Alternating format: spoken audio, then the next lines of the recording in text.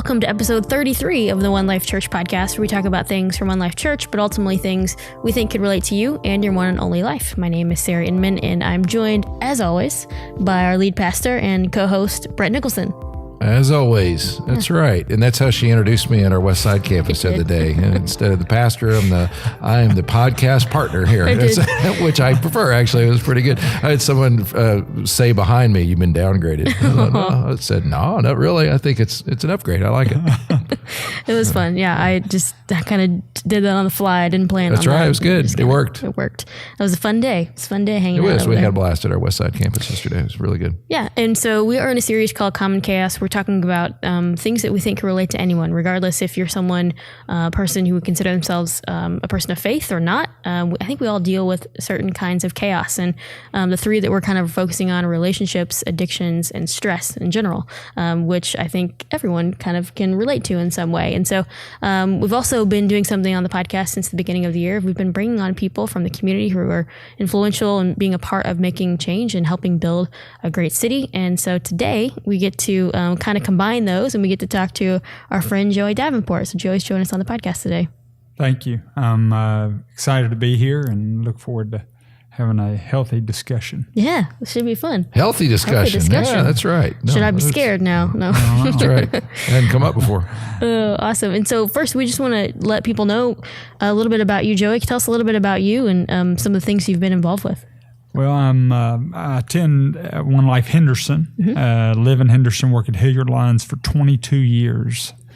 It doesn't seem like I've been there that long. Some days it seems like it's 22 years that day. But married to Amy, have two children, Cooper and Addison, 13 and 10.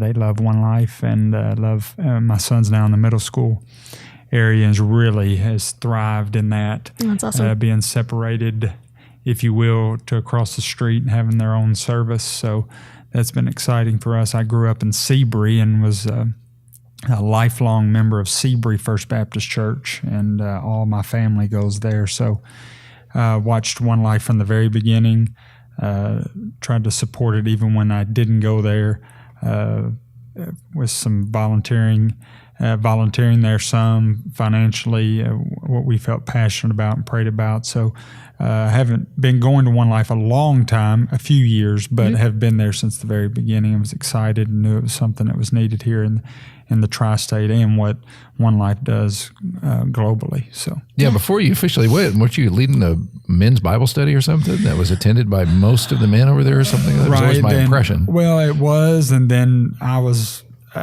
actually leading that out of Chapel Hill's basement, Methodist Church there in Henderson, just because for years I have really fought the idea of so many churches being almost what I call silos, to where you felt like it was this church was here and this church was here, and don't come over here because we're over here and we're huddled up. And that's the one thing I appreciate about One Life is that even though someone might say, "Oh, you go over to One Life." Well, no, I attend at One Life, but we're all in this together. You know, This is, and it's something I always felt that was the case with One Life. After attending, then I knew it, but I would talk to other pastors not to slight any other pastor or call them by name, but it was almost like a club. And when you start talking about building a great city, I don't think you can ever fully do that with anything if you're acting like this is our department here and we're going to take care of these people, or we're not going to deal with those people because they do this, then you're really not being the church. Yeah, absolutely. And I know one of the things that we would definitely want to talk about is you live on purpose. Tell us a little bit about Live on Purpose. Well, Live on Purpose was really started with, I had a late friend of mine, Todd Satterfield, that really inspired me to do this. I had written about it and just had written in journals about living on purpose, being intentional. I really had prided myself in reading a lot of things about being organized and having a plan and playing college athletics and being college basketball player and getting a degree and things, you have to really be organized or you don't make it. And so that's where it kind of, I think, started at. And then Todd's illness, and it was very public, and he wanted it that way, his faith, that he and I had reconnected over the years after our children were born about the same time, grew up in the same daycare, and we formed a relationship that now that I look back, as many things happen that way, you know why that you cross paths again. And with him inspiring me to write things, and then he became very ill. So I started, I was already sending out the text message, but I just started doing a little bit more of it intentionally, and he started sharing it, and then it just really grew from there. And I still have a separate group that I send it to that were his original people that he sent it to. It even says on my app, Todd's group. And that means a lot to me, just because it reminds me every day of how fortunate I am to be able to still send it. And I still coach his son in AAU basketball, and his son and my son are still best of friends. And his dad, his son, when I look into his eyes, a lot of times I sometimes have to just stop. I can't coach him anymore and kind of walk off because they look just dead alike, dead in the eyes. Oh my goodness! And it's really a touching thing. About once every 2 or 3 weeks, as odd as that is, he's our point guard, and he's a really good athlete. And so it's been a joy, but that's how it all tied together there, was he inspired it. I started sending it. Now I've sent it for over 11 years, never missed a morning, and it's just things that I feel inspired to write. Some I pull back from past years because I've kept all of them. And the Facebook memories part helps me too, because things pop up. I'm like, I might use that again. So it's really good for me to do that. And, as I have said before, that write them every morning for myself to use in my own life first. And that has stemmed in some other things. We've been able to raise money for people that we feel like that are in need. And now do a little bit more behind the scenes than so publicly now, because the public part of it just became a little bit overwhelming. So we try to do things privately. When I go speak at engagements, they pay it directly to Live on Purpose, and we try to help people in the community in a way to inspire them to be intentional and live that out every day, whatever that might be. Some people just think it's a spiritual thing, which is a very big component of it, but also just being intentional in your interactions at your job, at church, because sometimes the best thing you can do is say hello, ask people how they are, and actually listen to how they are. Yeah, absolutely. Well, it's and if you have never seen Live on Purpose, I get it via Twitter. I don't do the text thing, but I get it just as reliably as anybody else. And they're a combination of, sometimes it is things that you've learned from the Bible. It's things that you've learned from being an athlete. It can be kind of success in life type stuff. Here's an example. The best way to avoid most of the bumps in the road of life is to slow down. And then he always puts Live on Purpose, and then +1. So it's little things like that. And I like the fact that it's in a tweetable fashion, and it's a great little thing to be able to look at and just to see, and kind of picks up your day, and he gives you food for thought, and maybe kind of inspires you in other ways. Another one says, to achieve more with less effort, we must take inventory of those things that sap our time, energy, and focus, and live on purpose. Hey, I got to be reminded of that. Now, it also has the +1 thing, and I remember that was significant with you and Todd. Explain what that was. Well, that was the thought process of just not being intentional, just to be intentional about job or being more efficient, but the fact of being intentional every day to draw one more person closer to God. So that's where that stemmed from, and I wrote about that. And Todd was just so passionate about that. Oh, that's awesome. That's so much better than these other things that come out here and done. I said, well, and then finally I was like, okay, I'm going to put that out there. And there has been a big response, and I get all the time people will come up and tell me their stories of one more person that they felt like they were intentional about drawing them closer to God. And so that pushes me forward to continue to do it, because I would be lying if there weren't some days that for 30 and 40 minutes every morning, me sending those messages out, that there's some days that I'm like, is anybody really getting those? Because sometimes you're just sitting there going, I wonder if this has been blocked by everybody and nobody gets it. And I'm spending 30, so there are some days I'm just human that I try to do it while I work out and things, but it's something that I know, but it always helps when somebody comes up, because everybody's humans. I get people coming to me and say, well, I know you don't have problems, but I've got this problem. I'm like, are you, what? And it's, that is the realness, I think, sometimes of it, and what the stories I can share back to people once they share with me. There's an openness to that I enjoy, because I have people all the time that come up to me to talk about it and or Todd or where that. I mean, I had so many stories back then that I've kept. People that would send me things. I hadn't been to church in this many years. We had a candlelight service actually at One Life for him, and we pulled back the curtains, and you couldn't get another person in there. And that was the only time they had been in a church since they were children. And, the things that came of that were just really amazing. And then to know that his funeral was at One Life. And that there are Sundays that I stand there and think about, that his casket was right there. And especially on the anniversary of things, it's just the way it is.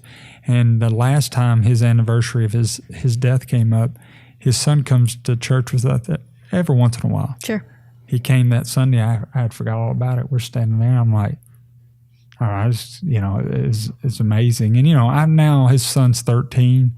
We have conversations about his dad and live on purpose, because I've got all the kids live on purpose shirts and things. And we're now starting to have some conversations. And Todd's wife that he had his child with, Alec, she was an addict. And when he got late in his life talking about this common chaos with the addictions and things, I saw that so firsthand, to know that now she's been clean for over 3 years. Wow. And it's just awesome, because I remember being on my knees begging her to let me get her help. I had something lined up. She would have been taken off right then. We knew she was an addict. And she looked me dead in the face and said, I don't know what you're talking about. And I knew. And we all knew. Yeah. And it's just a powerful disease and that's what I tell people all the time when people say, can you believe that and a lot of times I'll stop anybody that says, yep. I'm like, well, you don't even know what I want to say. I'm like, yeah, I don't have to. I can believe, because we're all sinners and we all have problems. And sometimes they come through addictions. Sometimes they come through, some people want to be stressed. And then they get to a certain level that we're like, what's wrong with me? Well, you wanted it. Now you got it. So I just think so many of the times what we see in this common chaos of addictions, relationships, stress, is because, to my text today, the bumps in the road, you can avoid them easier when you're slowing down. And I think that's, in our world, we don't want to do that. We want to speed up, when actually you're more efficient when you slow down most of the time. Did you have an era in your life that kind of inspired that? Where, because being and I would think in college athletics and doing those kinds of things, it's a high intensity, high speed environment. So it would seem like, your instincts there would be like, I should go faster, not slower. So was there a time in your life that you were doing the really, really fast thing and intentionally pulled the throttle back? That's a great question. And my answer goes along with when I speak to teams. Here's what I tell them. I say, if you ever see me anywhere at a stoplight, or if I'm somewhere and somebody sees me, I say, if you ever see me doing this with my hands, Here's the story behind that. When I went to college to play Division I basketball, my assistant coach said he was a very smart guy, was 25 years ahead of his time as far as efficiency and knowing the analytics of basketball.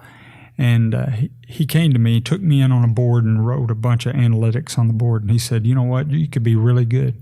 You could be a really good basketball player, but you're not real fast and you can't jump real high. So here's the one thing you better not do when everybody else out there is going to be able to do that. And he did it just like this. He said, don't let them speed you up. And he took his hands just like that. I didn't know any better. So I just said, well, that's what I'm going to live by. I'm not going to let anybody speed me up. And you told me to get fouled or shoot a three-pointer. So I said, okay, I'm not going to let anybody speed me up. I'm going to either shoot a three or shoot a layup. So I have literally never forgot that. And I tell people all the time when they go into things like new coaches, when they get what they feel like is a promotion or a big-time job, one of the first things I text them is, do you remember when I spoke to your team and I said, don't let them speed you up? And when they respond, I say, don't let anybody speed you up.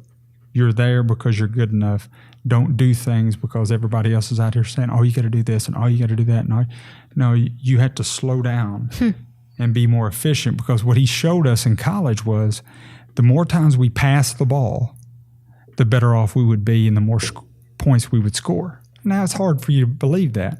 Well, the number one NBA team, the Golden State Warriors, they pass the ball more than anybody. No, nobody wants to look at that. They just all want to say, oh, it's because they do that. No, it's because they move the ball and shoot threes or shoot layups. Yeah. So I just all the time, and I say to my son all the time, playing, and my team that I coach, they know that concept. Don't let them speed you up, because that's what I tell everybody. Teams, profession, no matter what it is, I say it to staff at my office when things get hectic. They'll know I can just do like this. If they're on the phone, I can see this stress. I'll walk by their office and go, they know what I mean by the hand motion. Just a hand motion. Yeah, a little hand motion. I think I learned that in athletics, and that's the opposite of what most people think, but it's done me well in my life. Yeah, and that's my thing, is that you would think in that world it's the exact opposite. Athletics almost by definition seems to be about speed and all that, but it isn't interesting that to do it effectively and well, it's more about, okay, I need to think it through and don't let anybody speed you up. See, everybody already got their money's worth from that one little thing that we did. That's really good. Yeah. Like, I was thinking, oh man, Joe should come just hang out staff, just talk a little bit, inspire us someday. That's right. Yeah, that's right. And I feel guilty that I feel like I'm telling you the opposite a lot of times. Everybody needs to speed up. Come on, let's go. Now, I'm not saying that I practice that at all times. Oh, okay. I appreciate the disclaimer there. But I am saying that, back in 08 and 09 when the market was crashing and everybody was running frantic, and I remember it resounded in our office at that time. I said, just don't let them speed you up. You got to take care of control what you can't control, and just don't let them speed you up. And if we, we don't need to be taught as much as we need to be reminded. That's been said 1,000 times, but it really is the case. That's why I put "live on purpose" on the end of every text, because, when you get bored with the basics, you're in trouble. And I've had that on my desk. When basics, or when you become bored with basics, failure becomes frequent.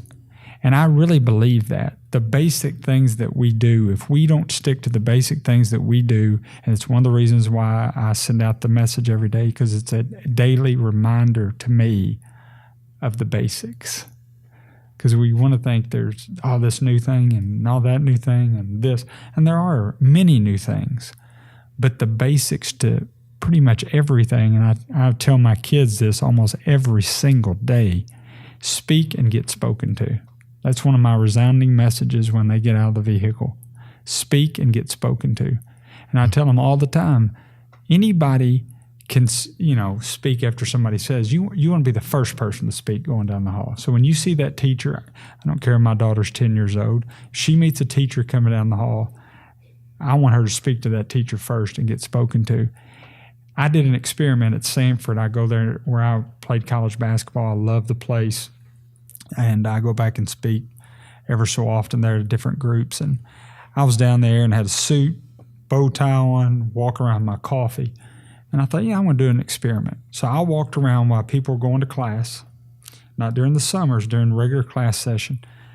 And feel like I'm pretty much a normal looking person. I mean, I didn't have, some mask well, you did have on a bow or tie anything. on, I did have a bow tie. That's cool common right now. now, That's right. So I'm walking around and I thought, you know what? I'm going to count out of 100 people that I make eye contact with, how many of them say good morning, hello, anything? 0 out of 100. 0? 0. That's your alma mater. Yeah. Oh. Didn't even say hello, hey, how's it going? I wasn't going to do it first. So I went and spoke to this group of students. Right.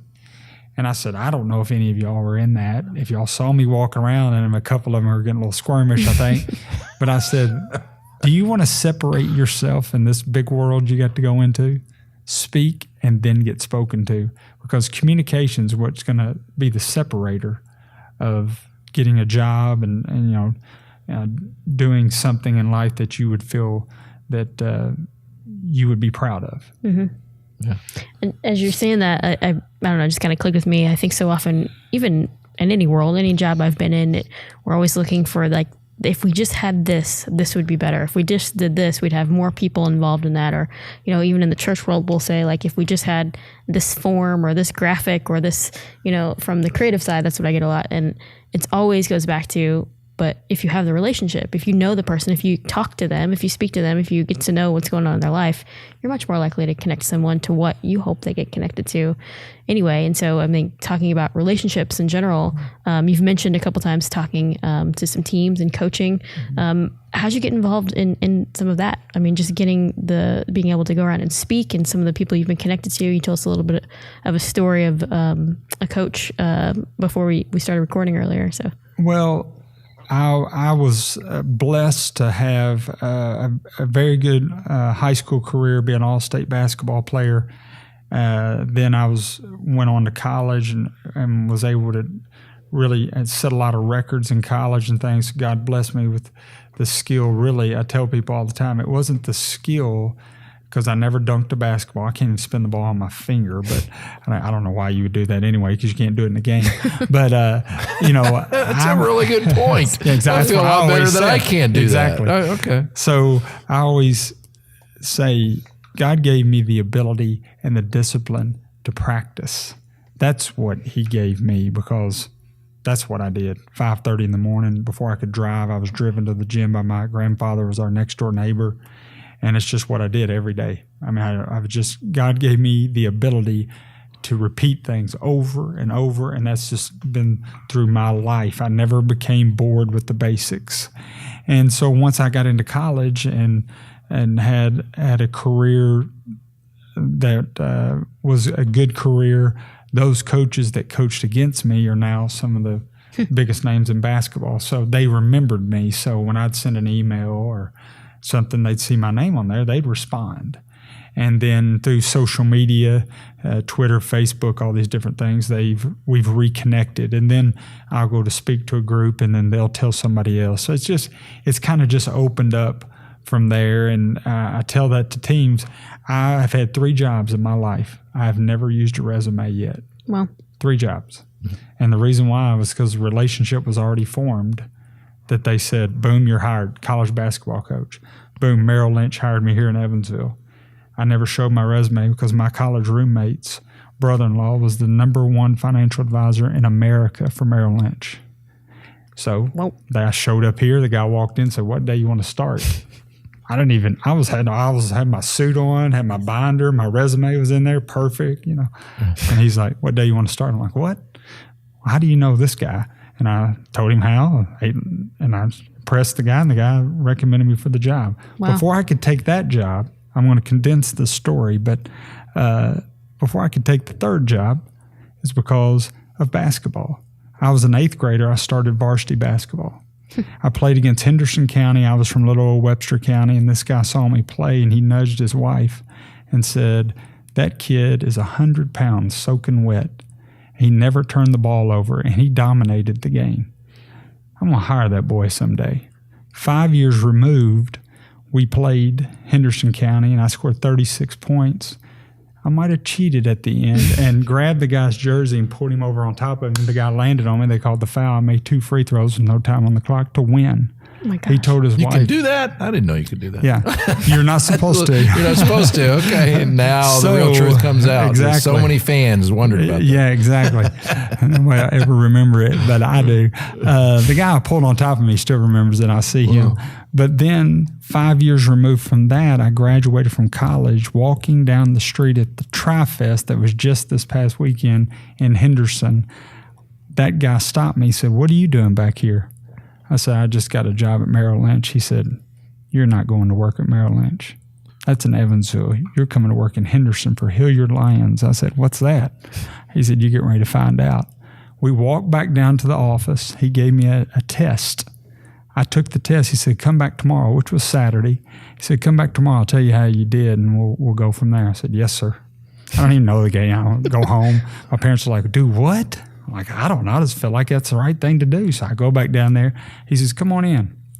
I sat down. He says, "You did horrible on the test." I said, "Oh, okay." I got ready to get up. He said, "Sit down." And he retold me that story I just told you. And he said, "I told my wife I was going to do it. That was 10 years ago the first time, then 5 years, and then today. Today's the day, Jack. You start Monday." And I've been there 22 years. Oh, my word. There it goes. And that's why I tell kids that people are watching you. When you play basketball at your middle school, your grade school, your high school, there are people, if you're going to live in that community, that might hire you someday. So don't act like an idiot. Yeah, there's a good moral. See, Yeah, that ought to be exactly. on a live on purpose text. Yeah, exactly. Don't act like an idiot. Live on purpose. +1. Right there. It's a good message. Let's talk about, as we talk about relationships and addictions and stress, and I know relationships are very one of the basics for you. And I guess what I'd like to explore with you is, what have you observed over the years through being married, as a parent, as a coach, just in interacting with college students and your career? Don't get bored with the basics. What are the basics of relationships from your seat that you coach yourself on, that you put in, you in your one live on purpose text and everything else? What are those things that we can easily forget and easily get bored with? Obviously the first one, I don't say obviously, but just talking in general has changed, like I see from my own children. My son's 13, we get him a phone. It used to be we talked about things from the house to practice or from the house to school. Now he's wondering why he can't look at Snapchat the whole way. So some of those basic things that we don't even really realize that we're not doing, we're not, because we're just occupying that time with something else. And back to the original point of don't get sped up. We've got to hurry up and see all the Snapchats before he gets to school. And I think sometimes we're all that way, and we all get sped up, so we don't go back to the basics of communicating with one another, sitting down for meals, as it's been preached on, and about how important that is to have meals together and sit and talk with one another and actually communicate about, instead of just saying a one-word answer and then moving on about that. And the other thing is actually following up and being, anybody, I've written this before, anybody can hear things, few listen. People hear a lot of things, but they don't actually listen. So I tell my son all the time, when I asked you something, if you're listening, you ought to be able to respond, because I'm just asking you about general things. Don't say, "Huh?" when we're sitting in the same vehicle together. So, let's just have this, open line of communication here. And I think that's sometimes what we don't do. We're just trying to move on to the next thing instead of being about that one thing that we're sitting there communicating about. And follow up, I think, is very important to people. in general, and technology can be great for that, of reminding yourself of certain things. I know my calendar on my phone, I've constantly have reminders of things that pop up to remind me, and we have to, again, be reminded more than we need to be taught. But I think just slowing down would be, a big key. I don't know if that was a good answer, but it was a great answer in my book. Yeah, absolutely. Slow down. Do you have a rule where you can't do phones at the table, or do you? Yes. No, we don't. I'll admit it's not 100% of the time. We try to just set those down and say, okay, let's talk about this. And the way our schedule is, we eat out a lot, so we sit there and discuss the day about what went on or where we're getting ready to go most of the time in between school and eating and then to the next activity. But I often know sometimes that we're doing the best job when my kids say, we're bored. Then I'll say, exactly. Now we're doing something right. Because if kids aren't ever bored, then they have no reason to be creative in filling the time that they have. If you just always occupy their time with something, then you're not giving them the ability to have the creativity to do maybe maybe I'll try that, Yeah. And I think that is really important, not to just always occupy the time, because I have found that I'm guilty of this and I'm trying to get better, is if we're just trying to fill the time because we want them to quit asking us, what are we going to do next? And we don't have that's the easy thing normally to do. The hard thing is to say, we're just going to hang out. We're going to sit around the house here and I'm going to read. And I just happened this weekend. Amy was doing something. The kids were asking me, so what are we going to do? I said, well, I'll tell you what I'm going to do. That chair right there, I'm getting ready to get in it, and I'm going to read. And if I get tired, I'm going to kind of roll over there, and I'm going to take a nap. And y'all can figure out what y'all want to do in between the time. But here's the one thing you better not do. Don't come over here and tap me on the shoulder and go, what are we going to do now?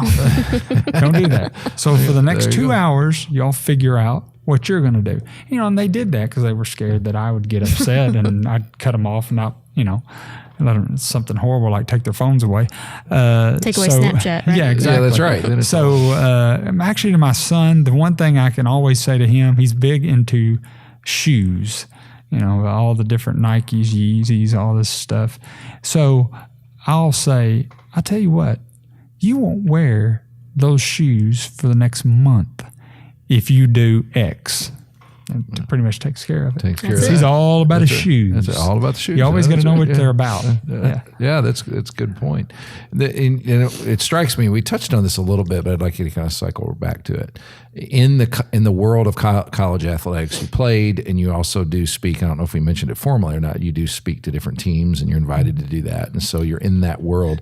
I would imagine because of the speed of it and the pressure of it to perform, that brings a lot of stress into the lives of these athletes. I mean, they, and you've got someone resisting you at the same time in a game. I mean, right. You're trying to win and they're trying to get you to lose, and there's a lot of high performance challenge there. How do you keep yourself slowed down and not get stressed over a high pressure environment like that? And most of us could take that and move it into our maybe less high stress environment. I stole this from a guy named Kevin Elko, E-L-K-O. He's a famous sports psychologist, and he deals with all the Alabama football, Philadelphia Eagles. He's been great. I've read every book of his. I'm an Elko nut. But the one thing he says that resounds with me is you need to talk to yourself more than you listen to yourself. He says, you can't control your thoughts, but you can control your thinking.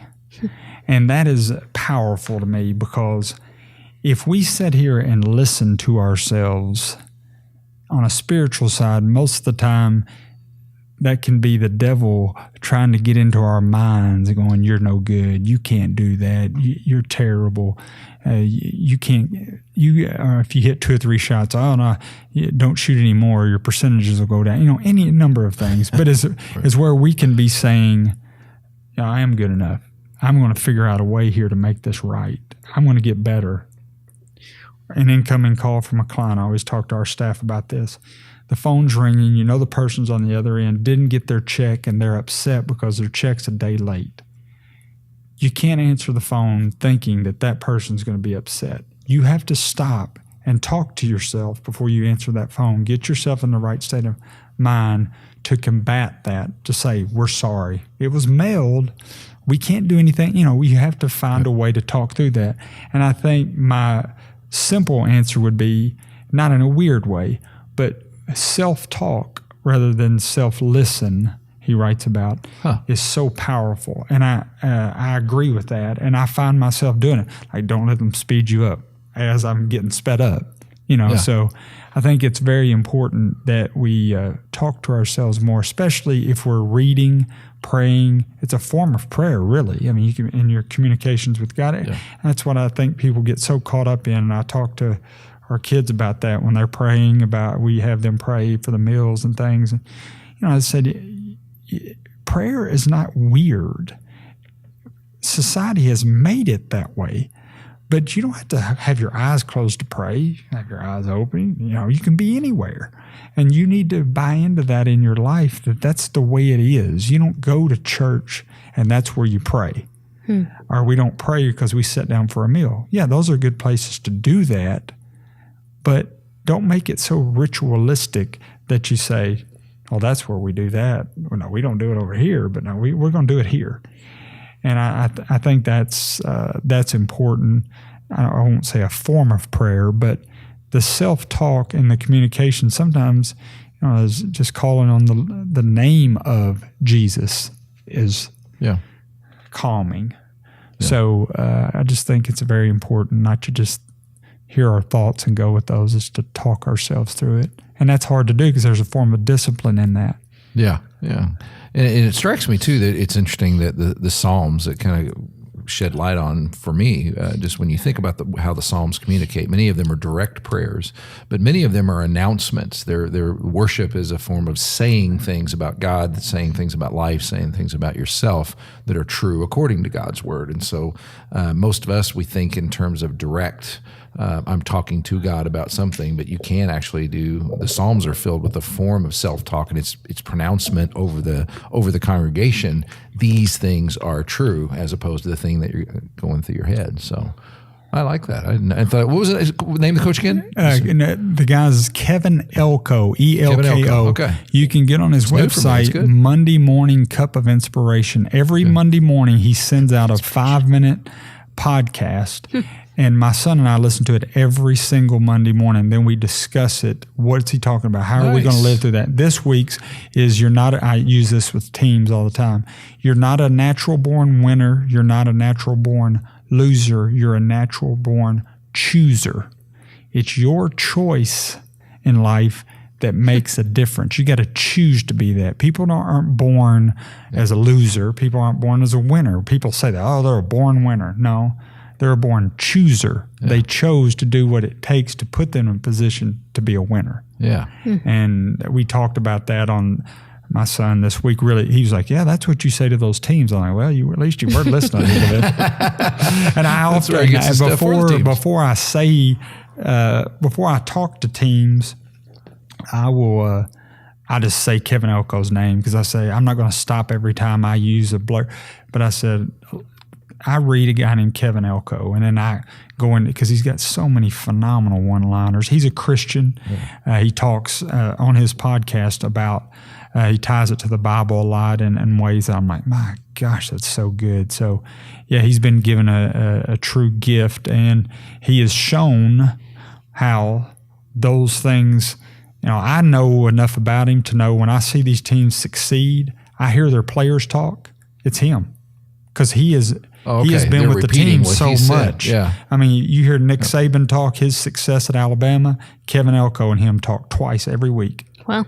Every single week, it's a set thing. They talk twice. And Philadelphia Eagles, one. You can go through the list. Pittsburgh Steelers, he was with them for years. Miami Hurricanes back in the day when they were winning so many games. That was his original team.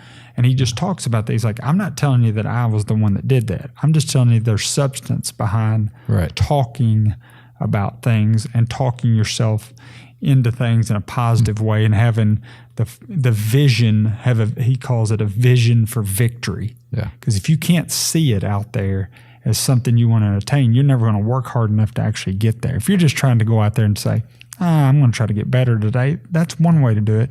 But if you actually say, no, I'm going to do this so I can shoot 50% from the three-point range this year, then you have something in your mind that you're actually, trying to get to, rather than just say, I'm just going to get better. Well, that's a little too general. He's saying, no, put it out there. So if you know if you did succeed or if you did fail. I want to keep talking. It's hard. I have things I want to say. Sarah was but speechless. I know. I want to ask questions, but I know we're really close on time, and so I do want to. And the Cellco Guy does a 5-minute podcast that apparently we're doing a half hour. Maybe it's the first thing we say half hour. It's usually 40 minutes. Okay. So, it's even longer than. But I do want to close with just 2 things. One, if people want to start receiving the Live on Purpose message, what's the best way for them to receive that? The best way is to send their first and last name via text to 270-860-5225. That's my cell phone. I will put them on the app, and then they'll start getting it the next morning. Terrific. And then you can find out more just about Live on Purpose and more about Joey at joeydavenport.com. Yes. Yep.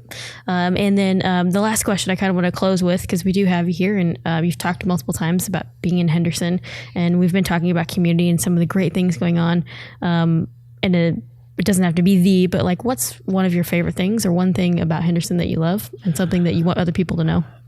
One of the great things about Henderson is it is a giving community, because we, through Live on Purpose, there's a lot of things that we do visibly, but some of the things we do behind the scenes, I call on people to give to things that no one would really ever know about, because we want to make an impact on someone, and the amount of people that tell me no are it's minimal, and that speaks well of it, and it's documented. There are a lot of things, but Henderson is a giving community if you give them something worthwhile to give to, and if they think they're actually going to impact it. If they think they're just doing it to be doing it, they're not going to do it. But if they see a real impact, and what we were able to do for Shelby Heiser, and I say we because we raised $76,000 to buy him a new van. He's a quadriplegic that got hurt in an accident a few years ago. And we raised that money when I was told that his van broke down. We raised that money in 16 days. And not one person did give $5,000. $71,000 of that was raised from $20, $50, $13, $30. It's just because people were inspired that, we know that guy, we know. And so you just don't find that in many places. And I'm thankful to live in Henderson, being from 20 miles down the road, but growing up in Seabury. But Henderson's it's a great community that I think we see through One Life and the City Serve days and things that people are passionate in what's going on in the East End. That's terrific. Thank you so much for joining us today. I would love to have you come back on and get some more of those little conversations and inspirational things. And coaching, and we can do it anytime. That's right. Terrific. And if people want to find you on Twitter, what was your? It's at Joey D Davenport. Okay. And that's 2 D's in the middle. Joey D, then Davenport. Got it. That way they can find you on Twitter. They can get your message there as well, or send you a direct message. And thank you so much for joining us. It's been terrific. Thank you. Absolutely. And thank you guys for joining us today. Again, if you would please share this out, go ahead and like it, subscribe. That way more people can continue hearing the conversations that we're trying to have for our communities and just in general. We think these things that would impact people, and we love it. So Brett, thank you as always. Oh, you're very welcome. It's always fun hanging out. Enjoyed it. It is. Every week we get to hang out. That's right. It's the only time I see Brett. That's not true. That's right. That's not true. Thank you guys. We'll see you next week. Thanks for listening to this week's episode of the One Life Church podcast. If you enjoyed the episode, go ahead and subscribe. That way you'll get an alert anytime there's a new episode. If there was something that you heard that you really want other people to know, share it out on social media. You can use the hashtag #OLPodcast. To ask us a question here at the podcast, you can email us at podcast@onelifechurch.org. I'm one of your co-hosts, Sarah Inman, and I produced this episode. Our music is produced by Micah Robertson and Ben Brock.